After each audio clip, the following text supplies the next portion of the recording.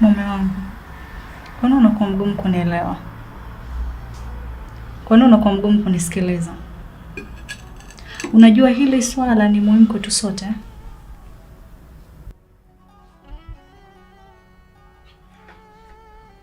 Naelewa unachozungumza mke wangu. Lakini kiukweli mimi siwezi kufanya kitu ambacho ninachotaka kwa sababu sioni umuhimu wake.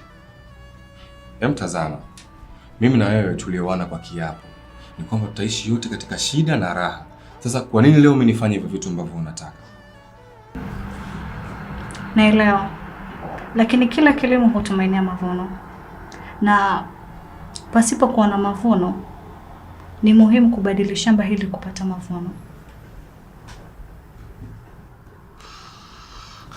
Tazama mke wangu. Na hisi tayari umeshashiba. Hivi vitu ambavyo tunavizungumzia hapa huu sio wakati wake. Ikifika wakati wake tutaongea. Sawa?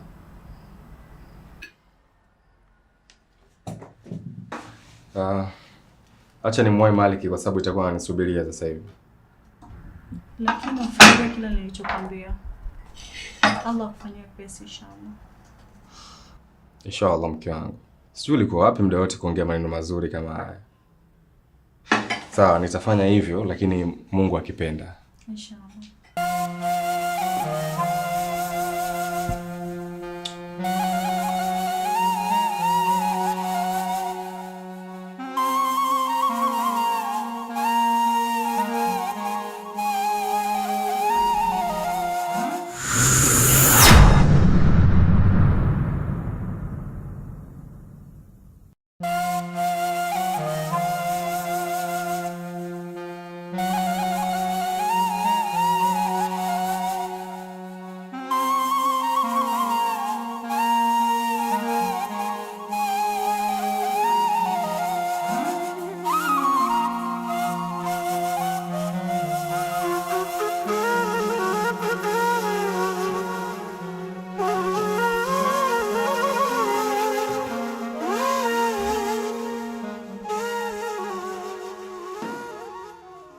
Hivi dada, kwa nini usiachane na swala la kumwambia kaka wewe mwanamke mwingine? Wewe. Kwa hiyo kazi yako kusikiliza maongezi na uzungumza mimi na mume wangu, si ndio? Hapana dada, lakini nini? Haya mambo hayakuhusu. Na wanapokuwa wanaongea wanandoa usiingilie. Sasa nitafanya kama hakuna kilichotokea. Na sihitaji kusikia jambo hili kwa mtu yoyote yule. Sijui unanielewa? Lakini dada, sio kwa nia mbaya. Iwe kwa nia mbaya au nzuri, ili jambo halikuhusu. Na iwe mwanzo na mwisho. Sijui unanielewa?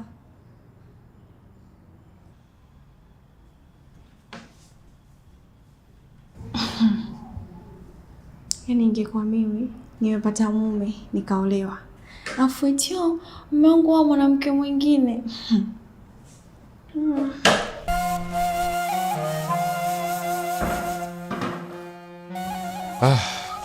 Maliki kaka, unajua inafikia kipindi mpaka nyumba yangu mwenyewe naiona chungu. Kila nikirudi nyumbani story ni ile ile tu. Tatizo lako wewe unashindwa kumuelewa Aisha Muktadha. Laiti ungempa nafasi Aisha, ukajua anataka nini, mambo singekuwa magumu.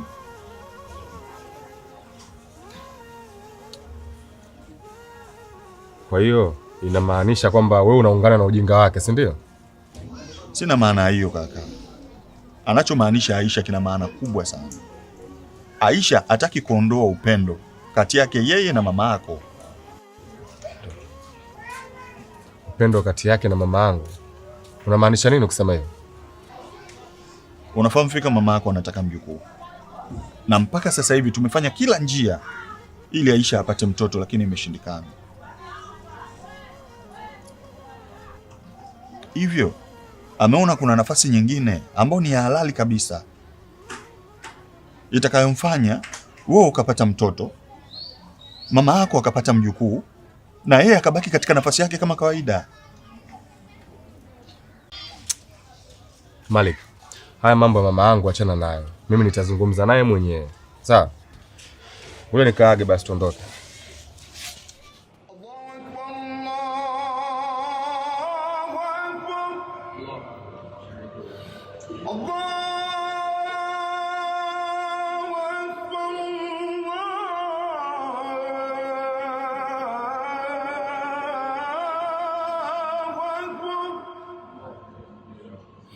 أشهد أن لا إله إلا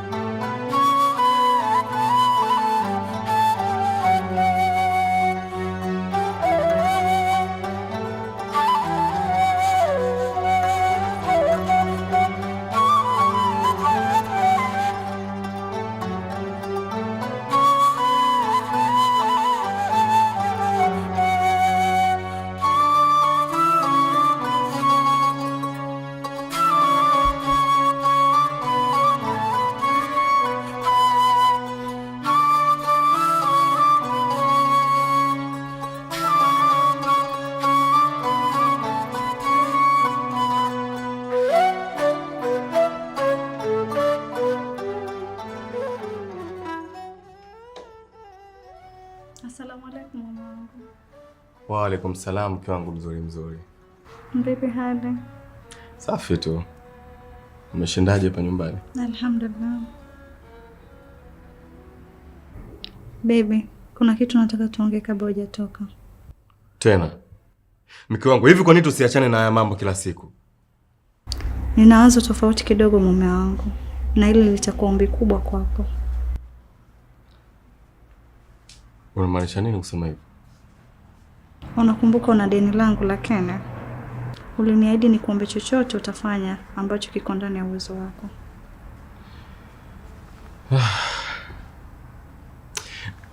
Ni kweli mke wangu, lakini unajua nimekuwa nikikuombea kila siku nikiswali kuhusu ile jambo Mwenyezi Mungu aweze kukufanyia wepesi mume wangu. Lakini bado unakuwa hutaki kunielewa. Ombi langu kubwa nataka umoe Sabra mume wangu.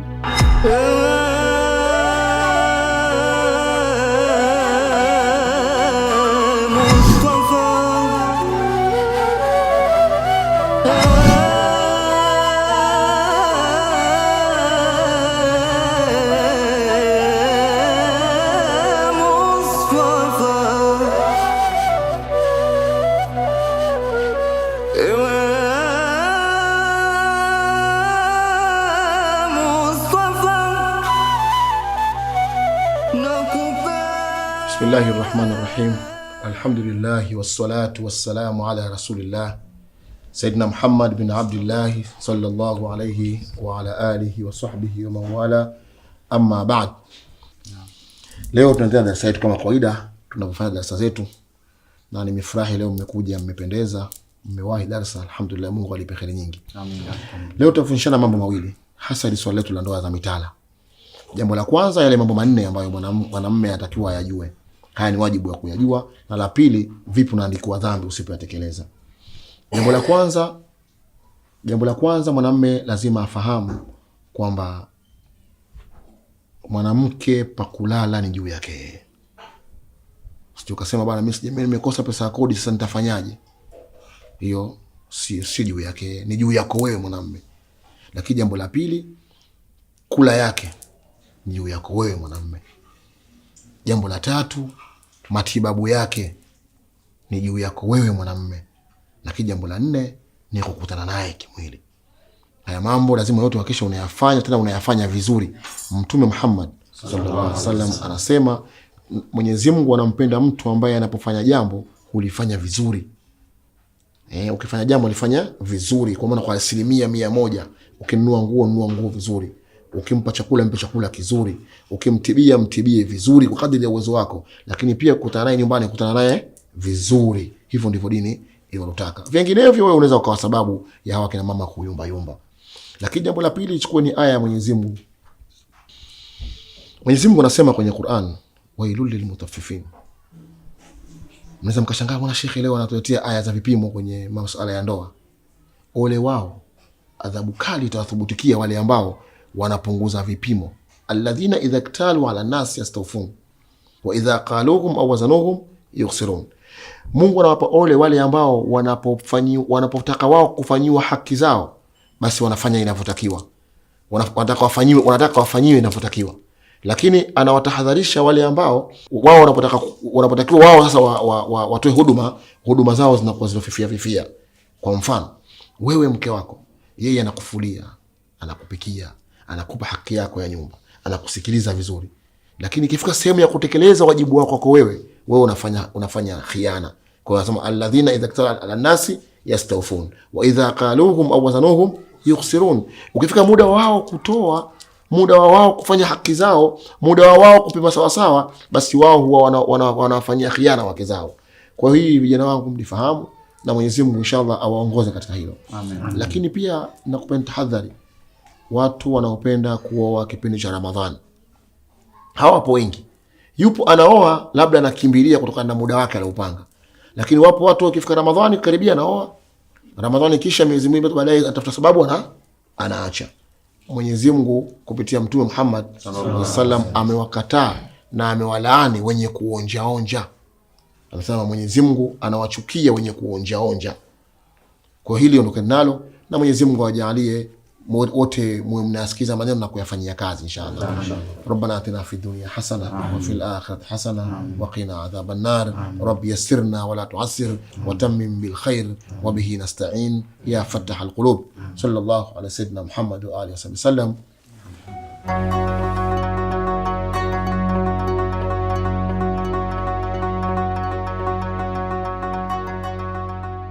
Sabra, tafadhali naomba unielewe.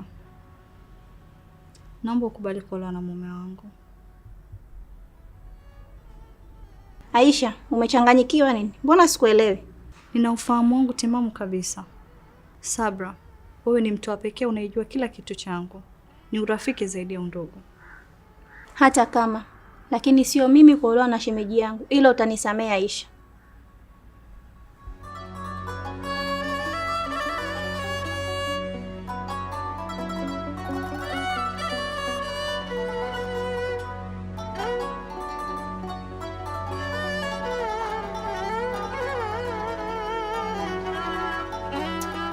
Malik, hivi unajua namuona kabisa mke wangu hayuko sawa.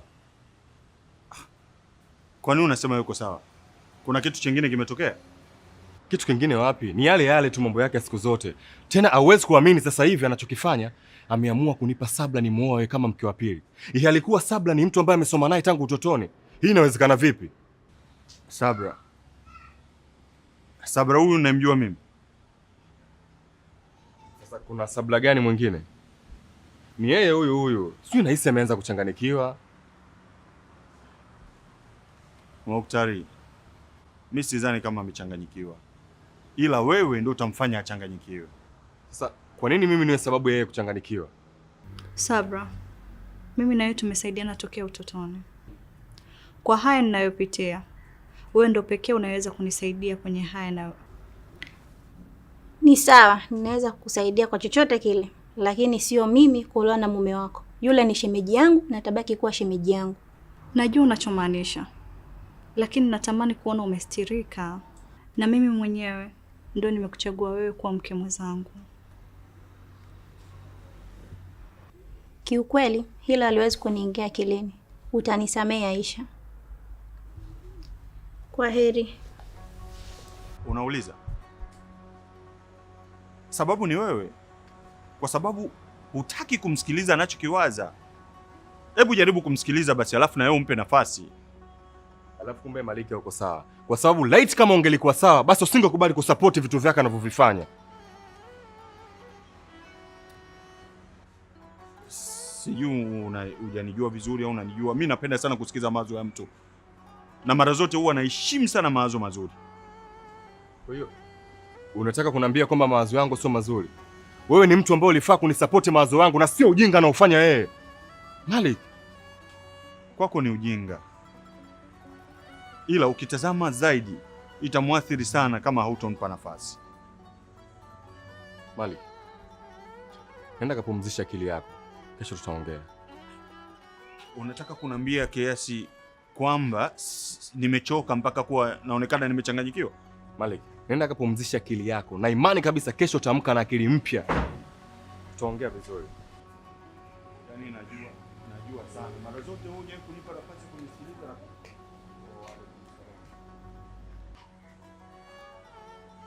umeona nilichokwambia? Tayari mke wangu ameshaharibu huko ndani.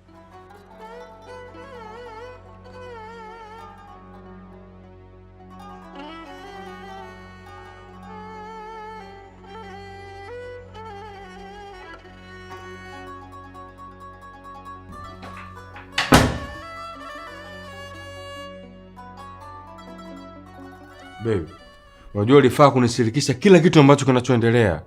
Nisamehe mume wangu. Najua hata kama ningekushirikisha hili jambo usingelikubali. Lakini mke wangu, unajua unafanya mambo yanazidi kuwa makubwa. Yaani mpaka nashindwa kutembea barabarani. Kwa nini lakini? Unashindwa kutembea? Kwa nini haswa? Yaani kila sehemu ambayo nitakayotembea nahisi kabisa Sabra yuko nyuma yangu. Sasa ni mambo gani? Sasa amekufanya nini mpaka kukutana naye unamuogopa Sabra? Mke wangu, sio kama namuogopa. Sawa, ila tu mimi naona aibu kumwangalia. Kwa sababu hata alipotoka tu hapo nje alisalimia. Hata kusubiria tu jibu letu alishindwa, aliondoka moja kwa moja. Usijali mume wangu, ni kawaida. Unakumbuka hata sisi tulivyoanza mwanzoni? Nilikuwa kila nikikuona na kukimbia. Wewe mvumilie tu. Huo ni mwanzo.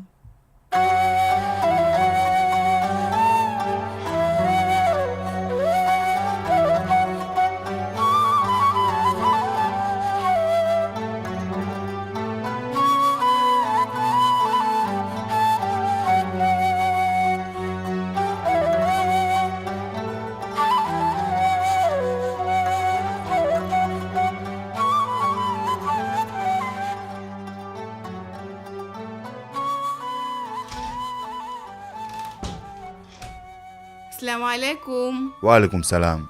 Karibu. Asante. Shem, karibu. Asante. Vipi hali yenu? Alhamdulillah, tunashukuru. Vipi ulipotoka? Nashukuru, si jambo. Karibu. Malik, kwa nini usongee na ndugu yako? Na imani atakuwa amekwambia kila kitu. Hawezi kukuficha. Uko sawa, na nimetumia muda mwingi kumweleza kila linalowezekana, lakini hajakubaliana na mimi. Akubali chochote kuhusu hili. Ni jambo zuri na la kheri sana. Lakini Sabra ni rafiki yangu tangia utotoni.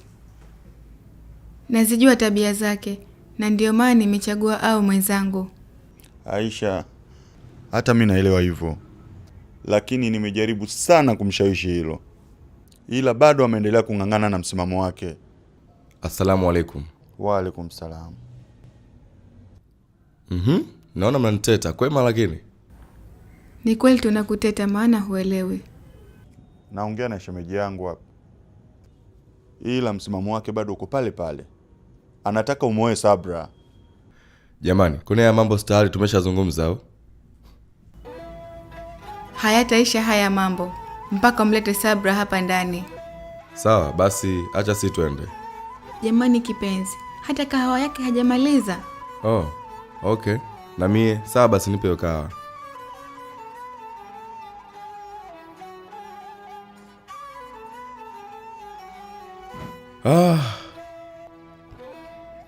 Ndugu yangu, mimi naona kabisa ya mambo hawezi kuisha.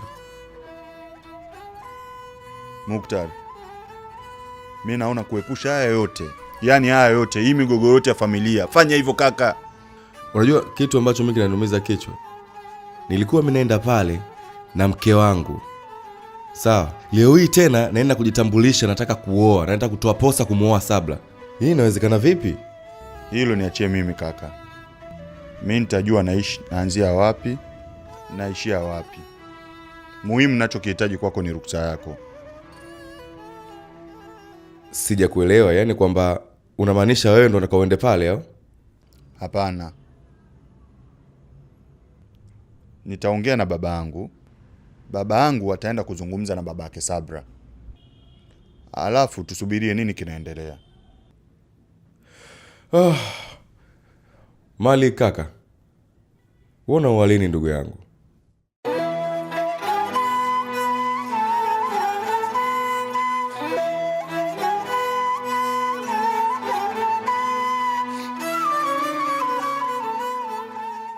Sabra, mimi nafahamu fika kwa nini niko hapa. Sifahamu chochote. Ujio gani? Sawa. Kilichonileta hapa mimi Sabra ni kuhitaji tu ridhaa yako, ili wewe uniruhusu mimi niweze kumfuata mzee wako.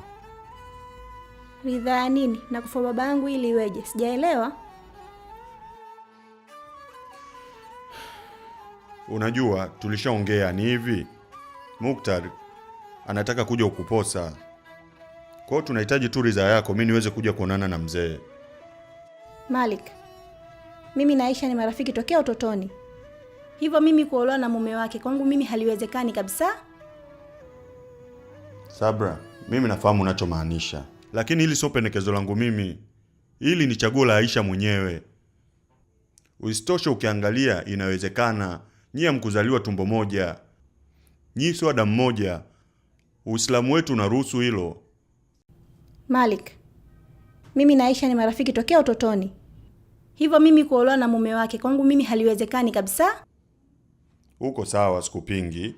Ila Sabra, ukijiangalia umri wako unastahili kuolewa. Ushafikia ukubwa sasa hivi, unahitaji upate stara kuliko kukaa tu kuhangaika. Hebu kubali basi, kubali kuolewa. Hii ni ndoa sahihi na sehemu salama unakwenda kuingia. Mimi siko tayari kuingia kwenye ndoa namna hiyo. Kama amekutuma, mrudishie majibu. Mwambie Sabra akasema haiwezekani. Malik, nina kazi ndani tafadhali. Lakini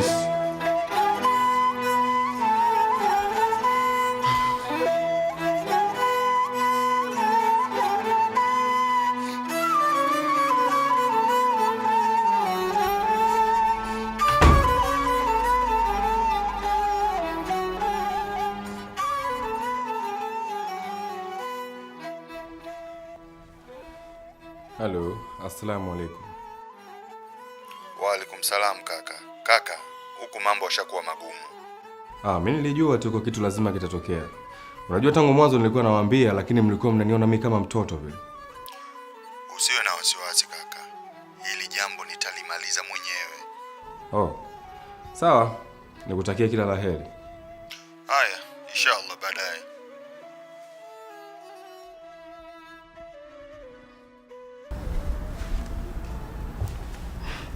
Nimekusikia kila kitu mume wangu. Lakini usiwe na shaka. Nimezungumza na baba, amesema atazungumza na babake Sabra. Mke wangu, mnataka kufanya kitu gani? Hivi kwa nini ya mambo asiishie hapa? Hatuwezi kuishia hapa mume wangu. Mimi nakuahidi hili jambo litakamilika.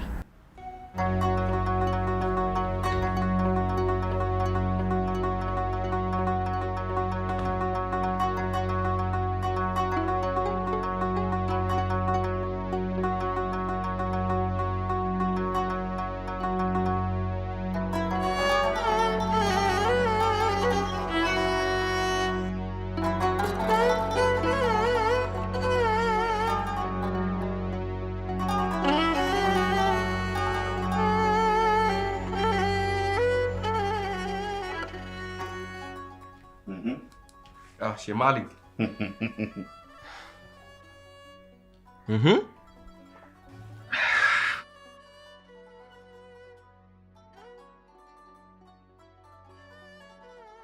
Mukhtar, mimi nadhani kaa tuliza moyo wako ili moyo wako kabisa uwe huru. ili tu usubirie majibu. Sasa Maliki, unajua hivi vitu litakuwa mama aje hapa ili si tuongee naye. Mimi nahisi kabisa ingekuwa ni dawa tosha. Uko sawa, sikupingi, lakini tumeshachelewa. Kitu ambacho sasa hivi tunatakiwa tufanye ni kusubiria tu majibu ya mzee. Tukiona hayajarudi yakiwa sawa, ndio tunaweza tukafuata mawazo yako. Unajua sikuwahi kutarajia kama nitakuja kuwa mke wa pili. Muktari, mara zote mipango sio matumizi. Unachokipanga wewe, Bwana Mola naye anakuwa na makusudi yake. Huo ndio mfumo Mungu aliotuwekea. Ni kweli, tumwachie tu Mungu kwa sababu Mungu ndio muweza kila kitu na yeye ndio mwamuzi wa yote. Draw ya UEFA imetoka bwana. Sijui. Baka mipango ya nani? Al-Qisas haki. Real Madrid na Man City mzee. Yaani lazima tulipize, haina mjadala. Na mimi nakutana na Baka na PSG. Kwa hiyo kila mtu anakutana na yule mtu ambaye anatakiwa kulipiza kisasi. Imeisha hiyo. Ndio maana nikakwambia sitoke, yani lazima niende. Yaani uhakika kabisa wa kwenda upo. Unajua nini? Sasa unaona kabisa ilivyo. Bwana rasi leo ndugu yangu. Jiandae twende tukachukua pointi zetu 3. Kweli. Ngoja nikajiandae ili twende.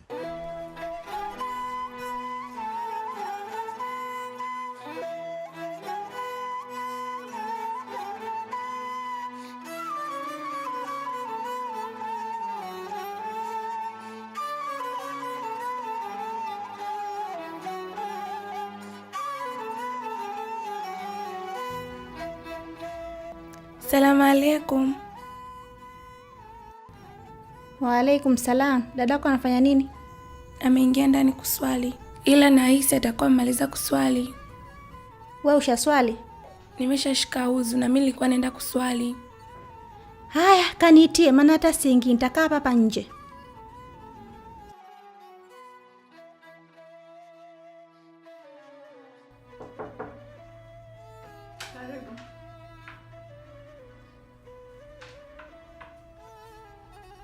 Dada, una mgeni wako? Wa kike au kiume? Ni Da Sabra. Mkaribishe. Amesema ingi ndani, anabaki kule kule nje na kusubiri. Okay, sawa, nakuja.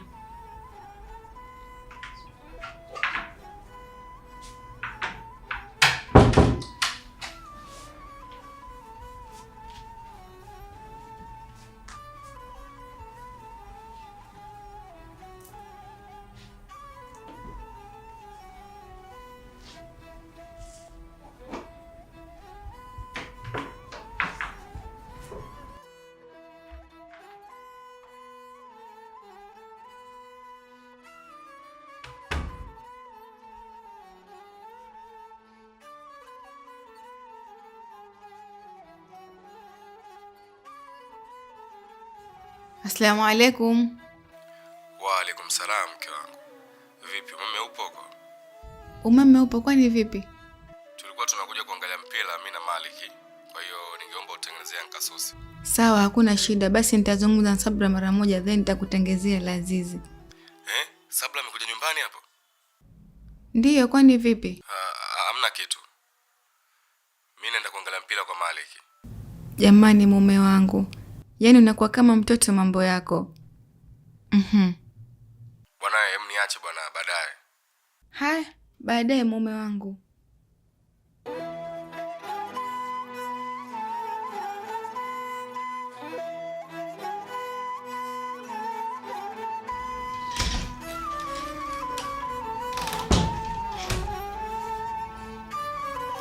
Karibu.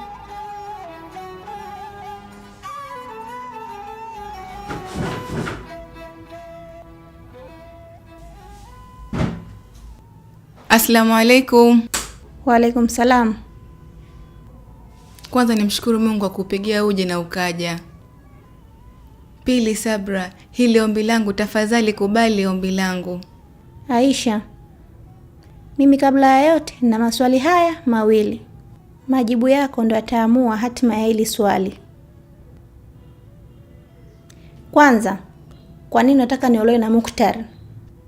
Pili, kwa nini mimi na sio mwanamke mwingine? Nataka uolewe na Mukhtar ili umpatie mtoto Mukhtar. Kwa uwezo wa Mwenyezi Mungu hilo linawezekana. Pili, sio mwanamke mwingine, kwa sababu wewe Sabra unanifahamu mimi vizuri. Sijakuelewa mpaka hapo, naomba unieleweshe.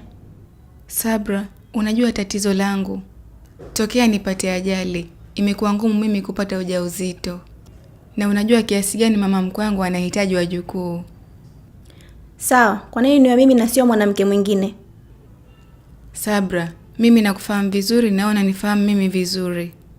Sitaki kuja kumpa Mukhtar wakati mgumu. Unajua wanawake wasio na elimu ya ndoa ni rahisi kuvunja ndoa zao kwa mikono yao. Sabra, unatakiwa unisaidie kwenye hili jambo ndugu yangu. Nilimenifika.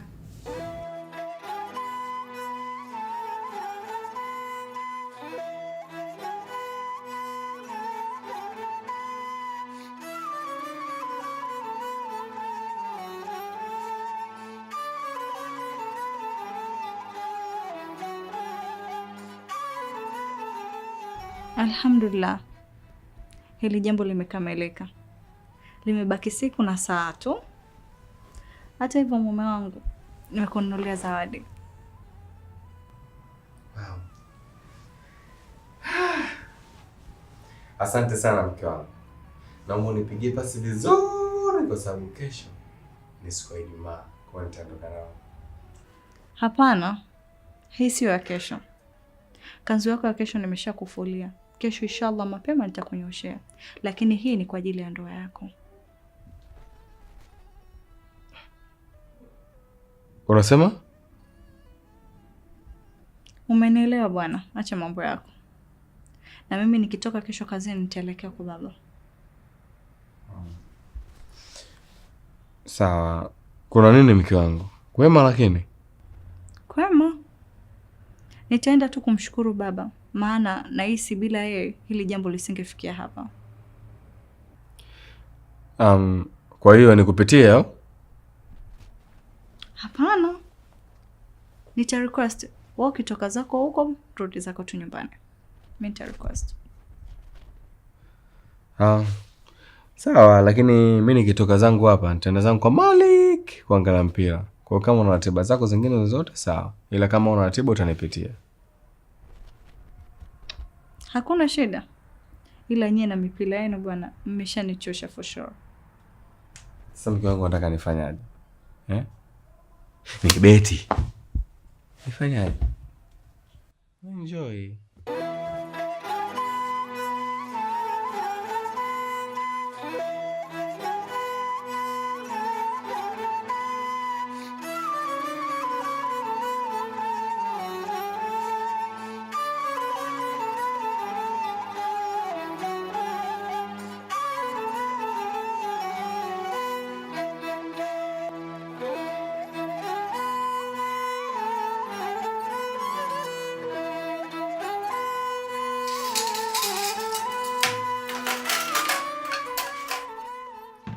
Sabra, unafanya nini? Aisha, maswali gani unaniuliza jamani? Sinawasaidia kuandaa. Sikatai kunisaidia, lakini sio kwa leo. Ndio kwanza bibi harusi. Hebu pumzika kwanza. Jamani, kwani kuna shida gani? Shida hakuna, lakini sio kwa leo. Pumzika hapo, kisha utakuja kula. Aisha, acha mambo yako basi. Kuacha sitaacha. Ila ngoja nikupe kazi moja tu. Nenda kamwite bwana aje kula. Sawa.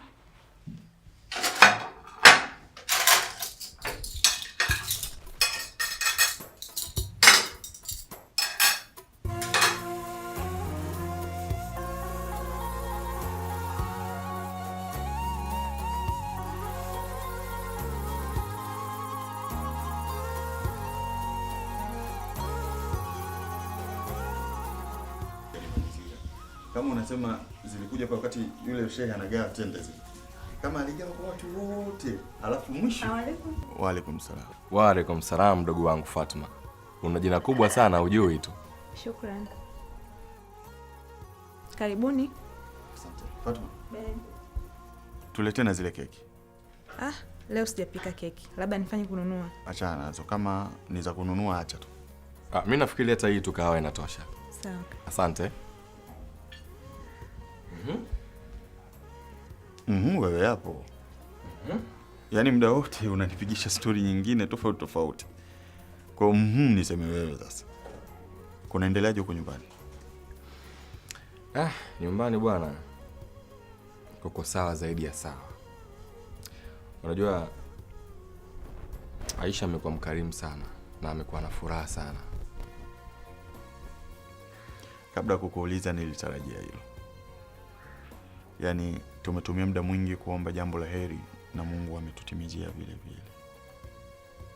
Unajua Aisha ni mwanamke mzuri sana. Ndio maana nikawa nakushauri muda wote kuwa na subira. Imekuwa kama kun fayakun. Tumeomba Mungu ametupa. Kwa hiyo kama ni mke pale umepata mke. Ni kweli, tena amekuwa mkarimu sana kwa Sabra. Mimi niseme kitu kimoja tu. Katika wanawake zako ambao Mungu amekubariki nao kuoa, pale umepata wake. Unajua wale wanawake tumezoea kuwasoma tu kwenye vitabu, walikuwa enzi za maswahaba. Sasa hivi hakuna wanawake kama wale. Wana utu, wana moyo, na ukiwa na mwanamke wa staili ile ndani ya nyumba yako, baraka zinazidi kuongezeka. Kwa kama ni wake pale umepata wanawake. Lakini hebu ngoja kwanza. Wewe unaoa lini? Au kazi yako ni kusindikiza tu wenzako? Sikuelewi unajua. Swala kwa walipo, afu hilo sio mara kwanza unaniuliza. Lakini siwezi tu kuingiza mguu moja kwa moja kusema naoa tu, bora nimeoa. Namuomba Mungu kila kukicha. Kila ninaposujudu huwa namuomba Mungu anijalie mwanamke kama Aisha au hata nusu ya Aisha. Basi tuseme inshallah.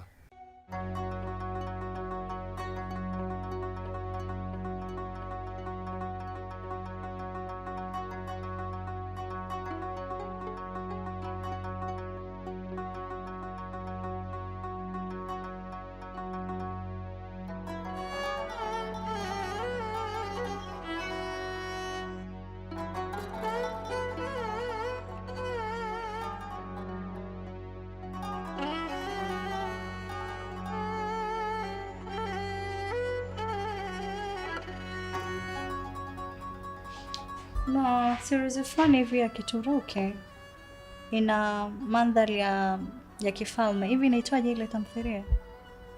Ipi, Sultania? Hapana. Sijui inaitwaje. Ile ambayo unaangalia kila siku, Endless Love. Yeah. Ile ni nzuri sana. Lakini mpaka kesho inshallah.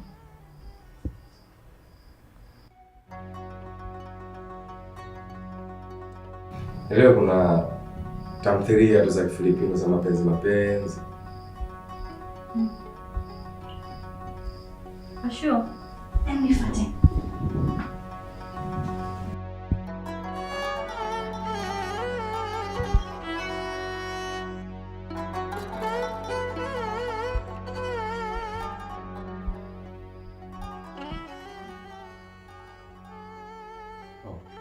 Mama, leo umeshaanza kusinzia kama unaweza kupumzika.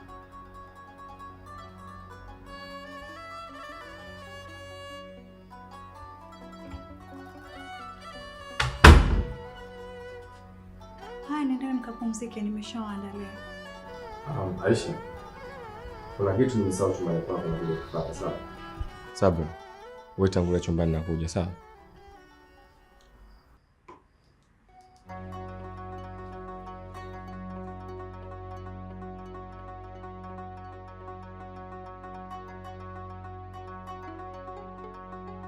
Aisha, usifanye hivyo bwana, utafanya nijisikie vibaya. Jamani, kwa nini? Kwa sababu hiyo ya kuandaliwa? Acheni mambo yenu. Nendeni mkapumzike bwana, mnajua bado mko katika saba. Haya, usiku mwema. Haya pia kipenzi changu.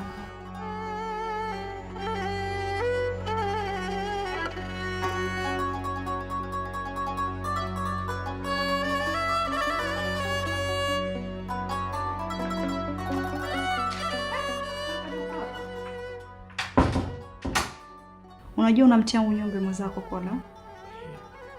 Mbona kama unanifukuza mke wangu? Hapana, sio kama nakufukuza mume wangu, naanzaje kukufukuza?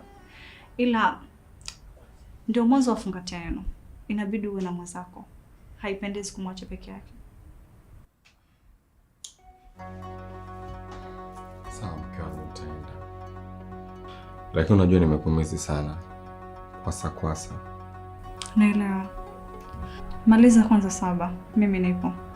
Na kesho inabidi utoke mkatafuta mahitaji yake. Mahitaji yake? Sisi wanawake tuna mambo mengi. Wewe toka naye, muulize anachokitaka, utamnunulia. Sasa mke wangu, haya mahitaji yake ambayo anahitaji, kwa nini wewe usingetoka naye ili uende ukamnunulie? Wewe si mtoto wake kimo zake au? Sio mbaya. Lakini kesho nahitaji ofisini. Kuna zile ardhi Chanika nahitaji kesho kwenda kuzicheka. Okay. Nimekuelewa mke wangu. Hai, toka. Nenda. Okay. Okay, baba. Wow. Fantastic. Wow. You.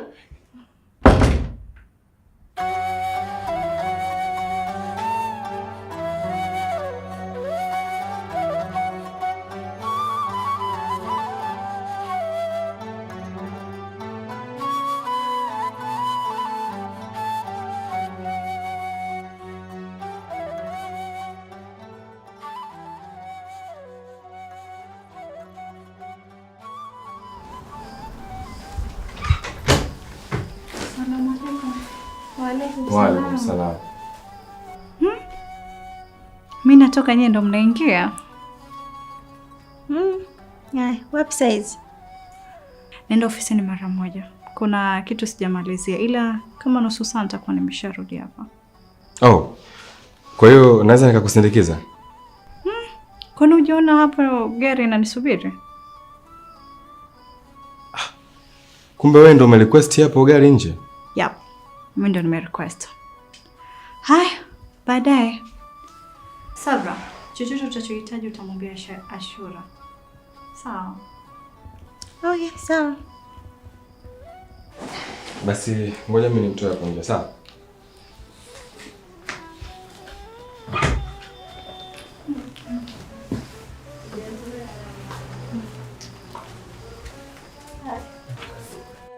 Fatuma mdogo wangu.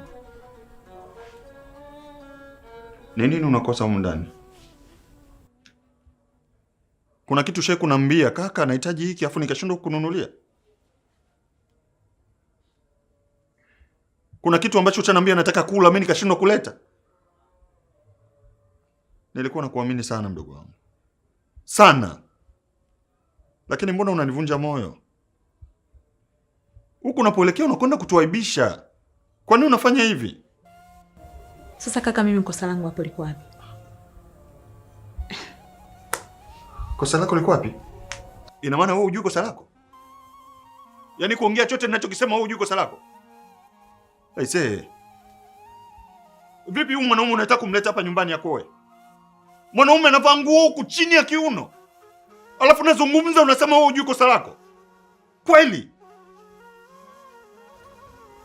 Kaka, mbona unapenda kuyakuza mambo? Nimeshaongea naye, ameahidi kubadilika. Na hilo swali nimeshakwambia muda mrefu.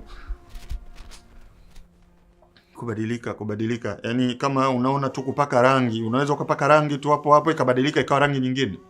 Unaweza kubadilisha maisha na mfumo wa maisha ya mtu. Yaani ule mwanaume kiukweli kabisa, kama unamleta mbele ya babako, unamleta mbele ya baba, akimuona tu lazima akuchukue kurudishe Tanga. Kaka, nimeshasema Tanga siendi. Yaani Tanga siendi. Naona nyinyi mmeanza kuwa na maamuzi yenu tu, mimi sina maamuzi. Si ndio?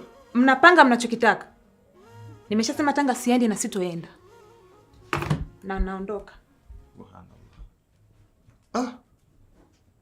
Allahu Akbar. Kweli Fatuma amefikia hivi?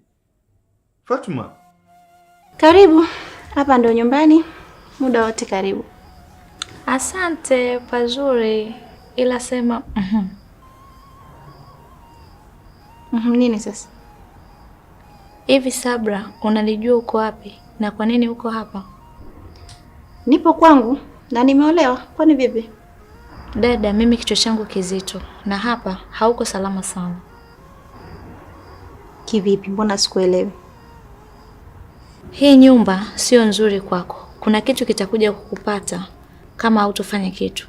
Mbona sikuelewi? Unamaanisha nini?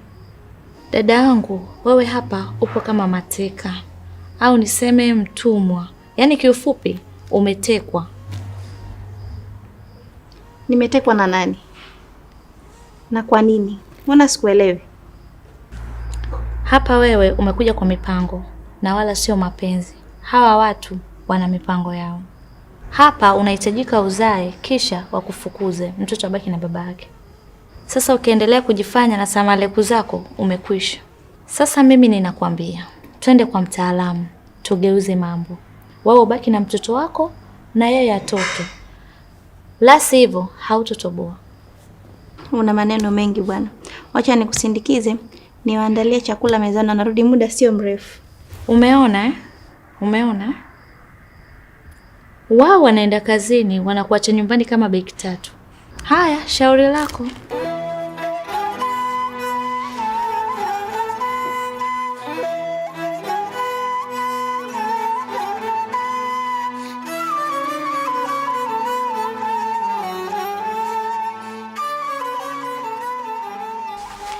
Kipenzi, nilikuwa naomba tafadhali. Ombi gani tena mke wangu? Nilikuwa naomba na mimi nirudi kazini, nimechoka kukaa nyumbani peke yangu. Babe. Lakini wewe si unaona hali yako jinsi ilivyo? Sasa unawezaje kurudi kazini na hali hiyo? Hali gani? Mbona mimi niko sawa? Kama ni ujauzito, mbona bado mapema sana? Ndio kwanza na miezi mitatu. Sawa mke wangu, lakini wewe si unakumbuka daktari alituambia nini?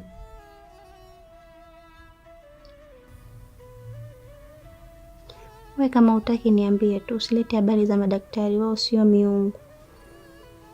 Sawa, nimekuelewa mke wangu.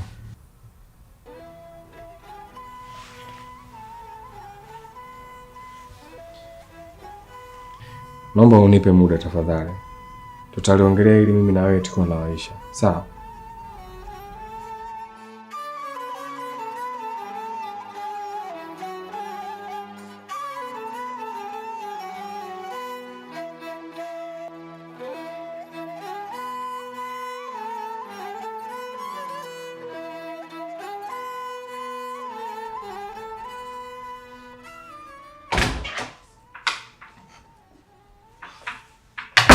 Babe, ina maana tangu muda ule bado unajiandaa tu?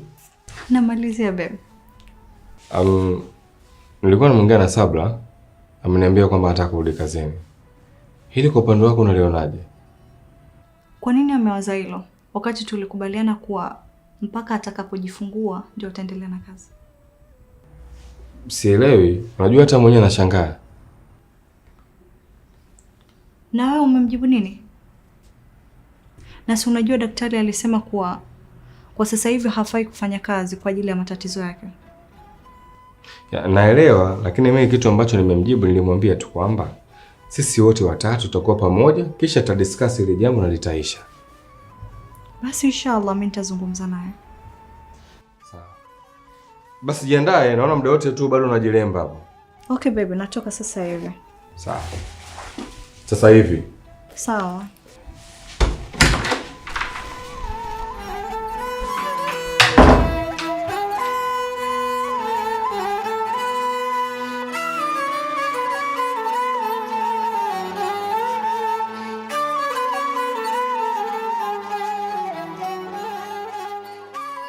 Fatma, una akili gani? Hivi ni mara ngapi nimekuambia kuhusiana na uvulana kufai? Yote ya yote umeshindwa hata kujiangalia mwenyewe. Umeshindwa kuangalia hata familia yetu ni familia aina gani? Kaka tafadhali, naomba usiwe hivi. Najua unanipenda mimi mdogo wako na unatamani niwe na maisha mazuri. Jaribu kwa upande wangu basi. Nimeongea naye na ameniahidi atabadilika. Tafadhali, naomba mshawishi baba amruhusu kuja nyumbani. Vipo vitu ambavyo naweza nikaungana na wewe, lakini sio hili. Hili hapana. Hapana kabisa. Yaani mimi nikae nimwambie baba Fatma na hiki niruhusu yule mwanaume kuja katika hii nyumba. Hapana. Lakini ukiangalia wewe ni msichana mdogo bado. Kwa nini unaharakia mambo? Kwa nini usiende kusoma Zanzibar? Soma pale. Tumia muda mwingi kuweka akili kwenye elimu. Hii itakusaidia leo na kesho. Ukiachana na yote, piga goti sana, muombe Mungu, atakupa kilicho na heri na wewe. Kwa nini huyu mwanaume sasa? Mara ngapi kaka nimekwambia sitaki mimi kwenda Zanzibar. Kwani hapa hamna chuo kingine mpaka huko Zanzibar jamani?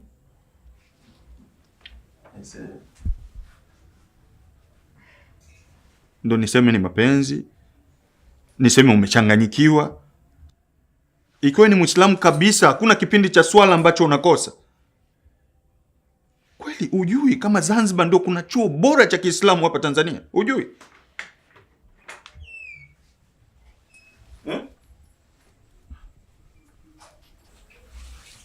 Asalamu alaykum. Wa alaykum salaam. Karibu. Vipi, kuna usalama kweli? Fatma, uko sawa? Niko sawa kaka. Karibu tukae.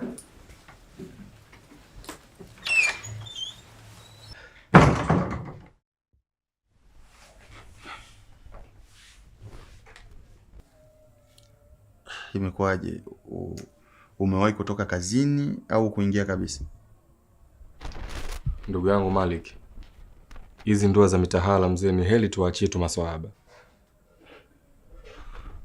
Ushaanza mambo yako sasa. Kwa nini unasema hivyo?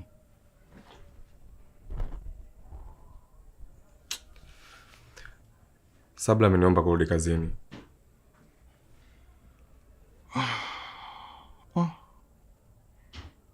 Tatizo hilo. Wewe umeamua nini? Sasa unafikiri mimi nitaamua nini ndugu yangu? Wewe si unajua kabisa hospitali tulivyoambiwa kuhusu mimi naye.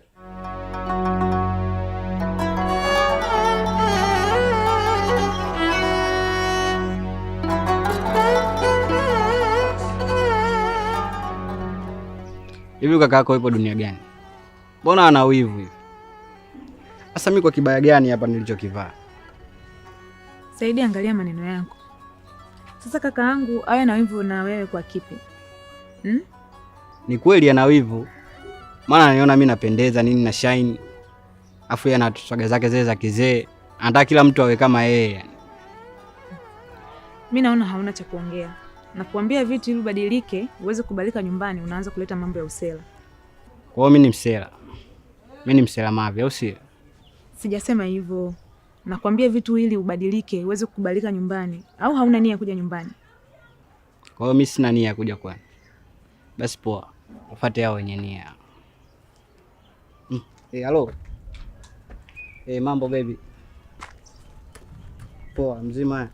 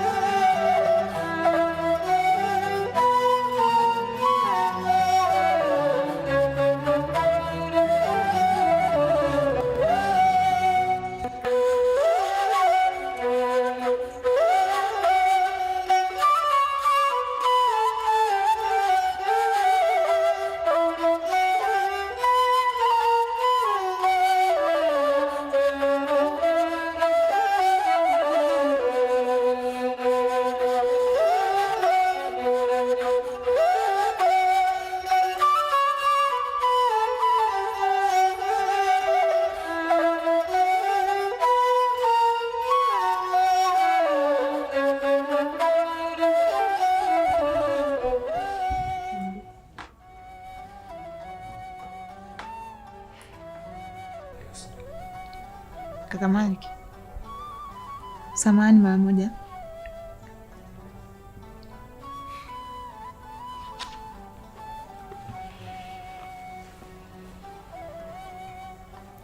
Kaka Malik, nimefanya maamuzi. Nitaenda Zanzibar kusoma chuo.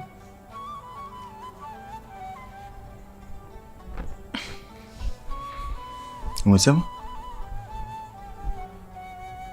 Nitaenda Zanzibar kusoma chuo.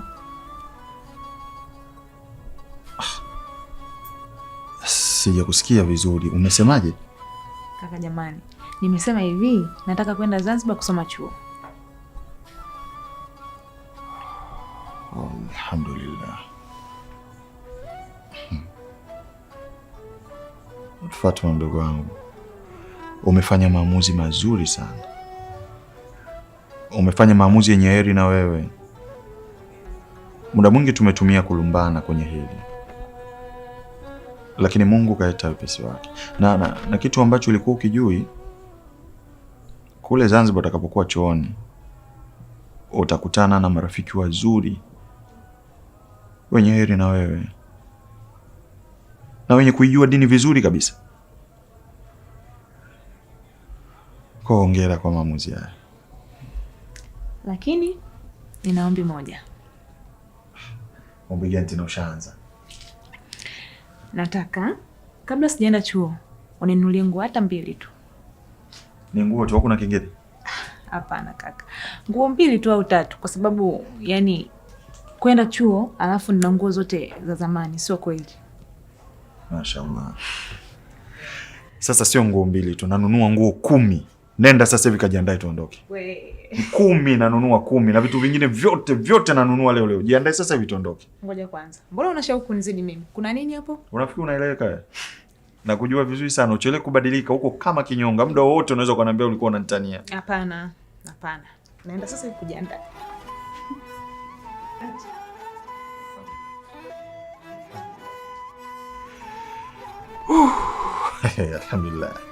Alhamdulillah. Ukiona ulikuwa na mzigo mzito kwenye mwili, ukamwomba Mungu ameutua, sasa leo ndo nimetoa mzigo aisee. Alhamdulillah.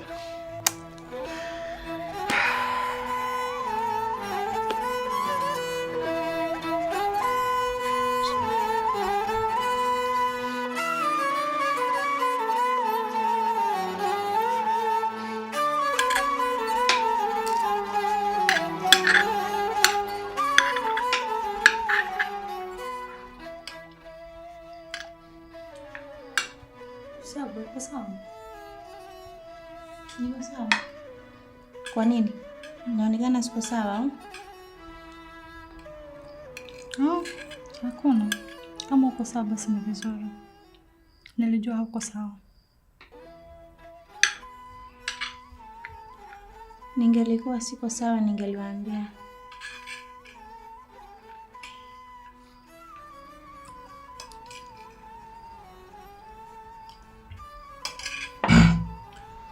Jamani. Tayari mtu ameshasema yuko sawa. Ina maana kama angekuwa yuko sawa angekwambia. Tuendeleeni kula. Chakula cha leo ni kitamu sana.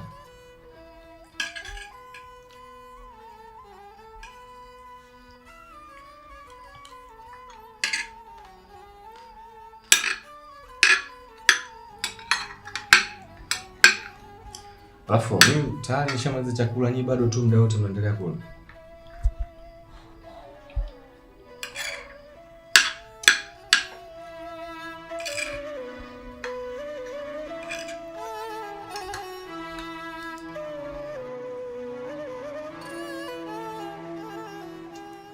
Mali. Mimi bwana nimekaa nimefikiria nikaamua tu mwache Sabla aende kazini. Lakini kaka, si unajua kabisa hali yake? Ni sawa, naelewa hali yake, lakini sasa kama mtu mwenyewe anataka kwenda kazini mimi nifanyaje? Mwache aende. Sikatai. Ila sasa vipi alichokisema daktari? Kuwa kipindi hiki hataki kufanya kitu chochote, anataka Maliki. Mwanaume napoongea ndani ya nyumba, hakuna mpumbavu yote ambaye anakwenda kupinga. Kama nimeamua ataenda kazini basi lazima aende. Nimemaliza.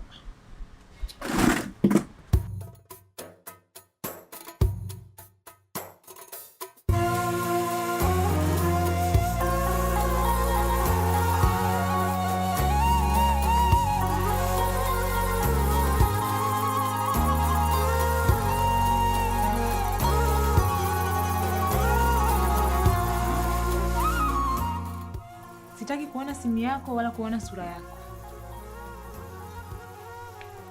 Ndio nimeamua. Saidi, mimi sio vile vibinti ambavyo umezoea kuvichezea. Nilikupa nafasi ukashindwa kuitumia. Kwa naomba uniache. Sitaki unisumbue kabisa.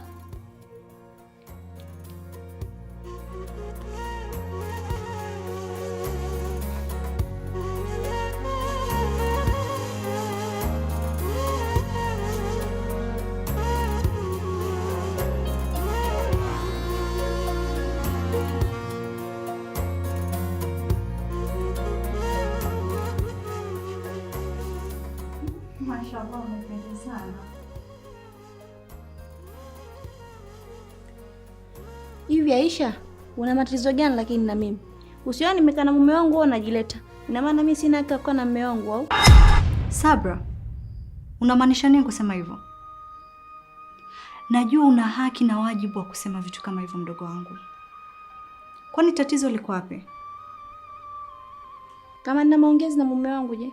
Ya kupasa usikie au? Hebu nenda basi. Tuache tuna maongezi mimi na mume wangu. Basi bebe wangu, sawa. Mwache na hisi kashaelewa kila kitu. Sawa. Wewe si mambo uondoke au unataka nini hapa? Sasa nimekwambia tayari na maongezi na mimi, wewe unataka nini?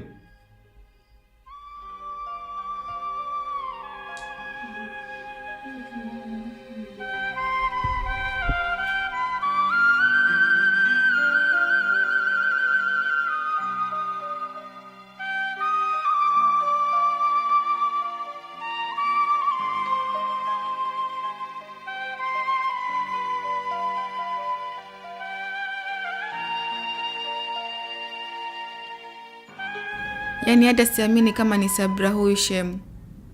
Usijali Shemu. Mara zote shetani huwa apenda kumtembelea mja mwema. Yatapita tu, ni mitihani. Sawa, yatapita. Lakini mpaka nafikia hatua ya kumshauri Muktari ahame, hivi nimemkosea wapi Sabra mpaka nafikia kutaka kuhama?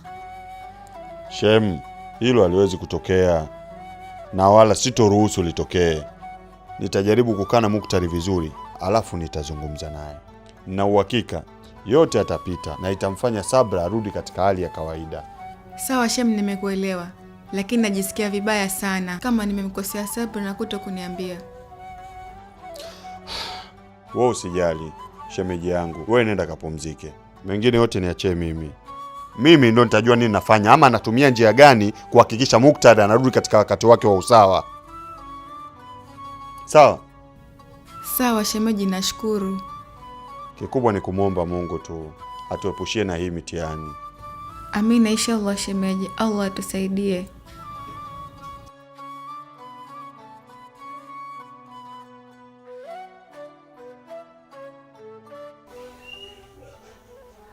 Lakini mimi sijakuzoea hivyo katika maisha yangu tangu nakufahamu. Lakini pia hata dini haijatufundisha hivyo. Unafanya makosa kwa mujibu wa dini yetu. Nimekuelewa. Lakini mimi ndo mtu ambaye najua wapi papo sahihi na wapi hapapo sahihi, kwa sababu wale ni wake zangu.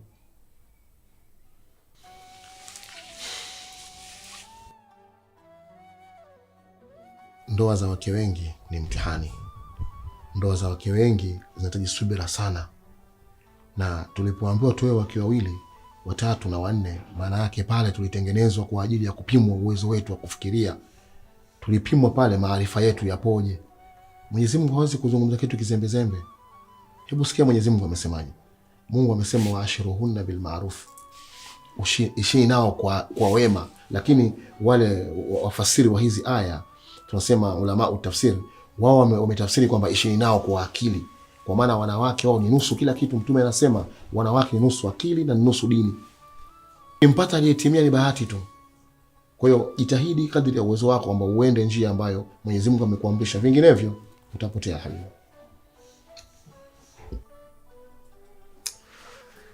Sawa she. Nimekuelewa kila kitu ambacho unachoniambia. Mimi kwa upande wangu kila kitu kiko sawa.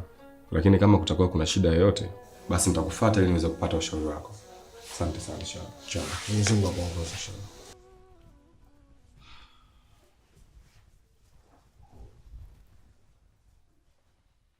Umeona hapa kuna tatizo. Nimeona. Sawa, tunafanya nini? Mimi nadhani kuna haja ya kumfanyia dua huyo kwa ajili yake, lakini pia kwa ajili ya Mola wake.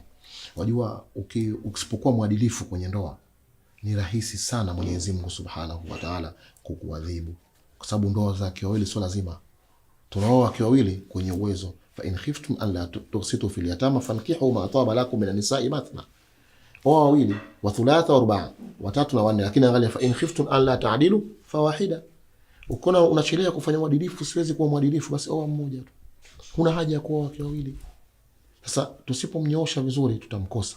Kwa lazima tumpe maelekezo, tumuombe na dua Mwenyezi Mungu amuongoze ili aweze kupata nusura siku ya kiyama na hapa duniani.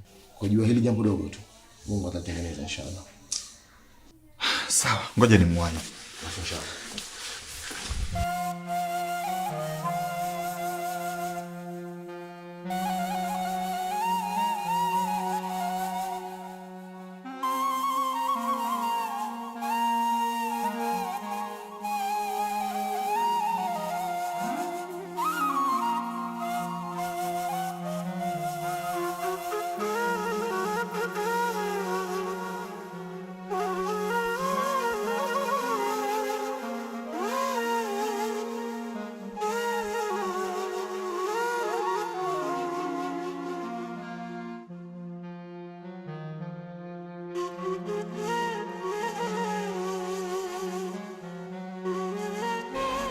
Vipi dada? Kwani kuna tatizo? Hakuna tatizo. Wewe endelea na kazi zako tu. Lakini mbona unaonekana kama kuna tatizo? Nakumbuka uliniambia nikiona kitu chochote nisikwambie. Je, ni sawa kukaa kimya hata kama kuna jambo la hatari? Jambo la hatari? Unamaanisha nini? Acha tu nikwambie. Dada yangu, wewe hapa upo kama mateka. Au niseme mtumwa. Yaani kiufupi umetekwa. Nimetekwa na nani? Na kwa nini? Mbona sikuelewi? Hapa wewe umekuja kwa mipango na wala sio mapenzi. Hawa watu wana mipango yao. Hapa unahitajika uzae kisha wakufukuze, mtoto abaki na baba yake. Sasa ukiendelea kujifanya na samaleku zako umekwisha. Sasa mimi ninakwambia, twende kwa mtaalamu, tugeuze mambo. Wewe ubaki na mtoto wako na yeye atoke. La sivyo hautotoboa.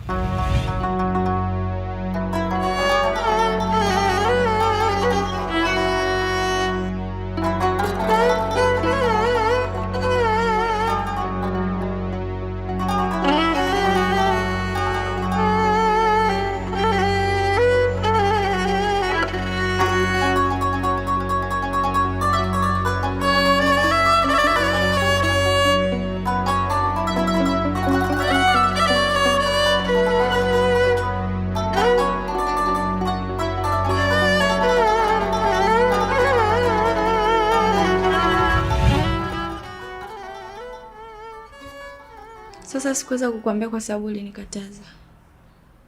Sawa. Lakini tafadhali usije kumwambia mtu yoyote jambo hili. Sawa dada.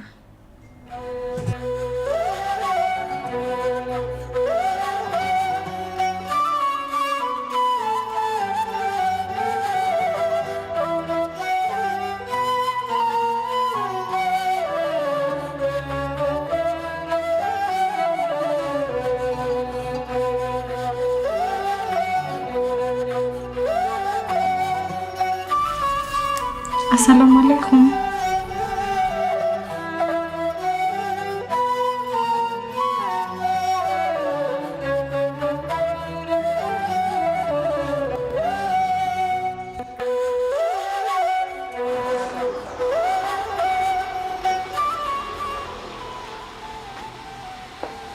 Assalamu alaikum.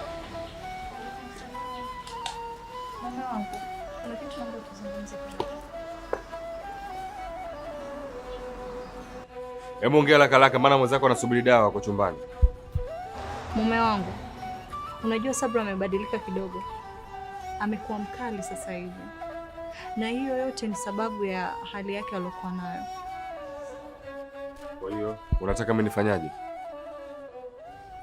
Nilifikiria ningeenda kwa mama kwa siku hizi chache mpaka atakapojifungua. Unasemaje wewe? Uende kwa mama unamaanisha kwamba wewe unaishi kwa mama yako au? Au unataka uondoke hapa ili uende ukafanye mambo yako ya kipumbavu, si ndio? Sikumaanisha hivyo mume wangu. Nilikuwa najaribu kuepusha. Kuepusha nini? Aisha, hauli humu ndani? Haunywi? Ni kitu gani ambacho anachokosa ndani ya hii nyumba? Oh. Unataka talaka, si ndio? Hapana mume wangu. Basi Aisha tafadhali. Sawa.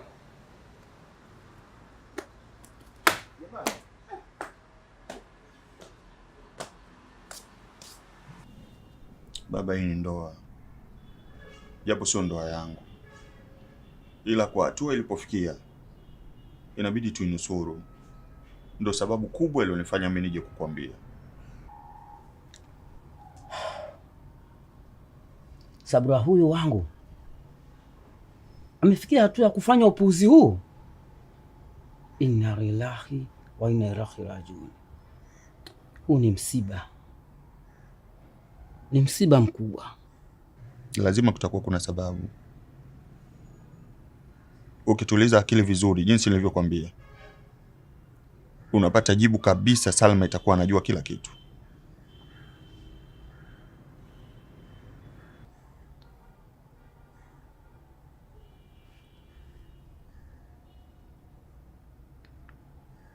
Ni kweli, nimeshapata akili. Hata mimi nayaamini maneno yako. Sasa subiri.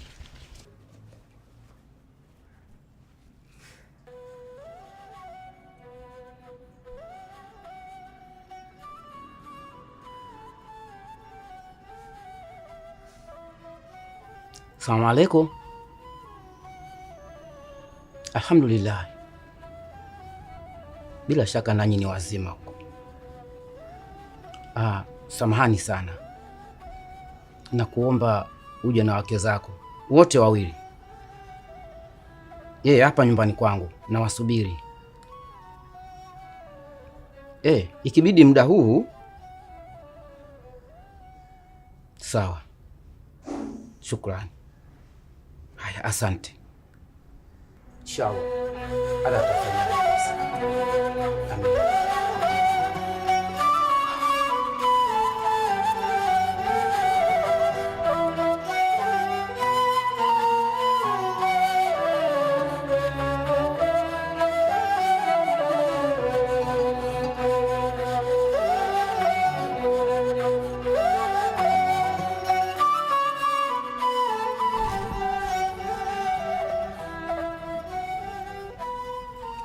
Baada ya kisomo kifupi, sasa tunakwenda kuisoma albadili yetu.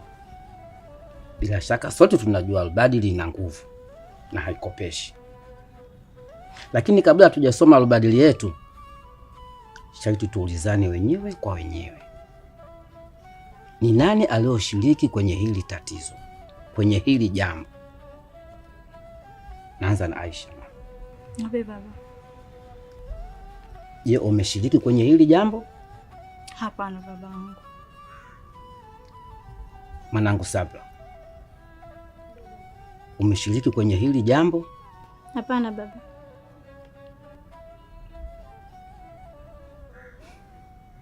Sabra, mama yangu,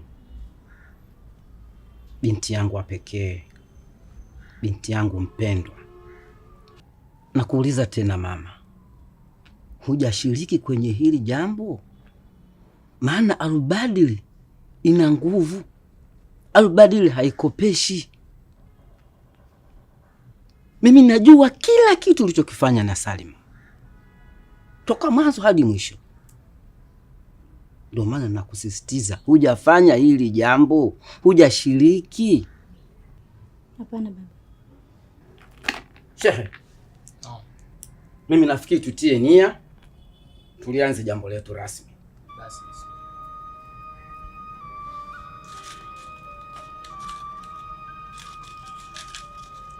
Naanza mimi mwenye. Bismillah. Aisha.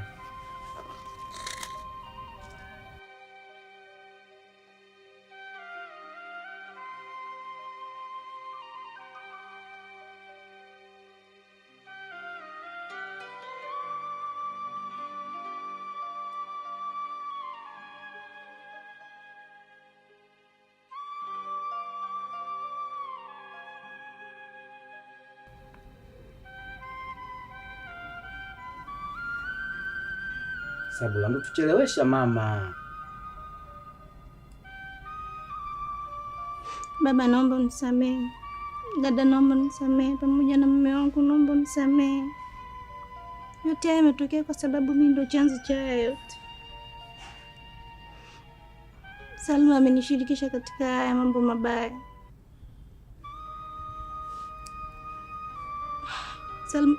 Salma ndo alikuja nyumbani kwangu. Dada yangu, wewe hapa upo kama mateka au niseme mtumwa. Yaani kiufupi umetekwa. Nimetekwa na nani? Na kwa nini? Mbona sikuelewi? Hapa wewe umekuja kwa mipango na wala sio mapenzi. Hawa watu wana mipango yao. Hapa unahitajika uzae kisha wakufukuze, mtoto abaki na baba yake. Sasa ukiendelea kujifanya na samaleku zako umekwisha. Sasa mimi ninakwambia, twende kwa mtaalamu, tugeuze mambo. Wewe ubaki na mtoto wako na yeye atoke. La sivyo hautotoboa. Sipenda nijifungue mtoto alafu anifukuze. Baba, naomba unisamehe.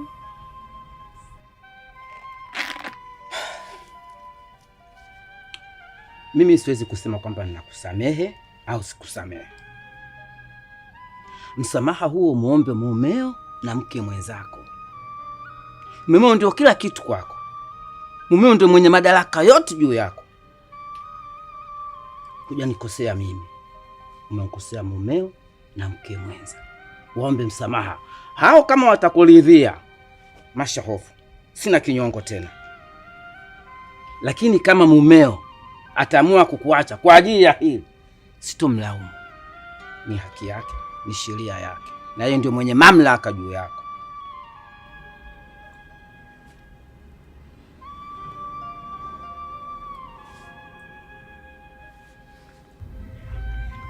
Jamani, kama kakili kuomba msamaha, mimi sioni kama kuna ubaya kumsamehe. Kila binadamu anakosea jamani. Mimi nachokiomba tumsamehe kwa sote. Mume wangu, tafadhali naomba msamehe. Haifai kwa hali yake hiyo kumwacha, unajua kabisa ni mjamzito.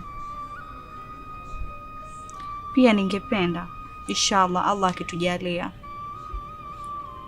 basi tujifungue kwa pamoja.